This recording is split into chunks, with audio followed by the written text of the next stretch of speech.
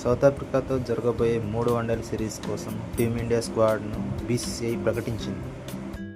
శుభ్మన్ గిల్ మెడ నొప్పితో ఈ సిరీస్కి దూరం అవ్వడంతో నాయకత్వం కేఎల్ రాహుల్ చేతుల్లోకి వచ్చింది. వైస్ కెప్టెన్ శ్రేయస్ అయ్యర్ కూడా గాయంతో తప్పుకోవడంతో జట్టు కాంబినేషన్లో చాలా మంచి మార్పులు జరిగాయి. మరి జట్టు ఎలా ఉందో ఒక లుక్ వేద్దాం పదండి.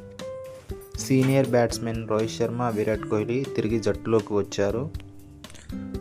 పేసర్స్ సిరాజ్, బుమ్రాలకు ఈ సిరీస్లో విశ్రాంతి ఇవ్వగా అక్షర్ పటేల్ స్థానంలో జడేజా తిరిగి రంగప్రవేశం చేశారు. పెద్ద సర్ప్రైజ్ ఏంటంటే మన ఆంధ్ర క్రికెటర్ నితీష్ కుమార్ రెడ్డికి వన్డే జట్టులో స్థానం లభించింది. దేశవాళీ క్రికెట్ ఇండియా ఏ మ్యాచ్లో మెరిపించిన రుతురాజ్ గైక్వాడ్కి అవకాశం లభించింది.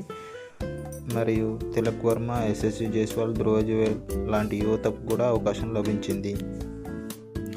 బౌలింగ్ విషయానికి వస్తే పేస్ విభాగానికి వచ్చేసి ప్రసిద్ధ్ కృష్ణ, హర్షదీప్ సింగ్, హర్షిత్ రాణా, అలాగే స్పిన్ విభాగంలో రవీంద్ర జడేజా, వాషింగ్టన్ సుందర్, కుల్దీప్ యాదవ్ ఉన్నారు.